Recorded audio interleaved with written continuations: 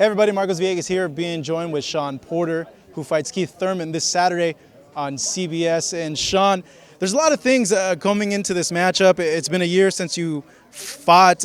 You're challenging for a second world title. Just how do you feel after not having a fight for a year, coming in to this fight at the Barclays on CBS against an opponent like Keith Thurman? I'm excited. I don't think I've missed a step, missed a beat. I'm looking forward to it, and I know I'm ready for it. Looking at this arena, you won your first world title here against Devin Alexander, and I don't think anybody's mentioned that to you. Does it give you extra confidence, or do you feel kind of at that same position? It kind of does. Yeah. It kind of does because I've done this before, and I want to do it again. Yeah. I desperately want to do it again. You know, so I think that's why I get excited, and I think that fills me up with a lot of confidence. What's the biggest difference you see now compared to you coming into that first matchup, challenging for a world title, you feel? I don't know. I think, having done that and been around the block, I know what all of it's like.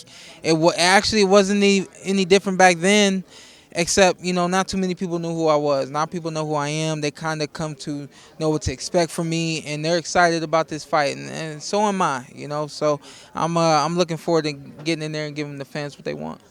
Is it a good or bad thing you guys know each other so well and have had time to go ahead and spar against each other? My dad's. So for you guys watching, Kenny's right over here on stage, and he's trying to fake everybody out by falling.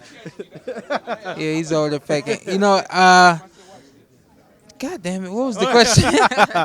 I wanted to ask you, is it a good thing or a bad thing that you know him so well and that you shared time with him in the ring? You know what? Honestly, I think it's a good thing, and I say that because, again, I'm filled up with just so much energy and so much excitement. I think knowing what I'm up against, I think that adds to it, and also feeling the respect coming from him and respecting him as well. It just makes this fight that much more special for the fans out there and for me as well. What do you make of all this talk coming from the sparring footage? Do you pay attention to it, or do you feel that it's something that shouldn't even matter because it's sparring, and when you're sparring, you're working on things that... I haven't really paid any attention to it. That's number one. Number two, that was 4 years ago. And number three, I'm just a lot different from back then. I've had 4 years to grow, 4 years to learn, 4 years to change, So, and again, it was a sparring session. We're wearing 16-ounce gloves, and neither of us are going 100%. Looking at Keith Thurman, is he the same fighter that you knew 4 years ago and from even before, or do you feel that him as a fighter, he's grown, he's gotten better, and he's different? Even him as well. He's grown. The same things that I saw 4 years ago, I'm seeing it's just so much sharper and better, So, yeah. So he feels that your style against his style makes it more of a knockout possible because he's hoping you're going to come in and get caught with something. But how do you see his style, and is it possible that you could stop him with a body shot or something like a hook? We'll see what happens, man. I'm definitely going to focus on the body and take some of that pop off of his punches. But I think, he does have that style that he will try to lure you in and catch you with one punch, a.k.a. one time. And my job is to go in there and just be disciplined defensively and take what I get, yeah. You have knockout power. He has knockout power.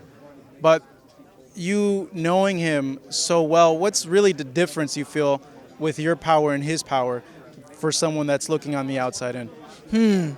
I would say he's just got that natural God-given gift to be able to hit someone one time and daze them.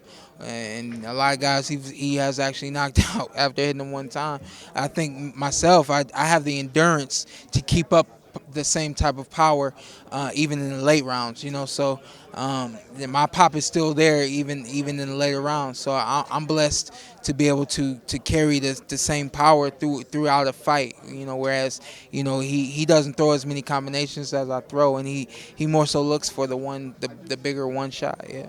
Do you expect him to move around a lot? Do you feel that if he gets in a situation where you're crowding him or you're hitting him a lot, that he's just going to go ahead and just move for the whole fight? I think he's going to move. He's going to try to set some things up.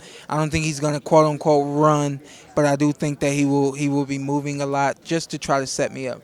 And finally, what's the one thing everybody's overlooking in you coming into this fight? my boxing ability. Yeah? If you don't know what that means, you will find out soon. All right, guys, we'll find out this Saturday night. This man right here, Shawn Porter, challenging for his second world title against Keith Thurman on CBS.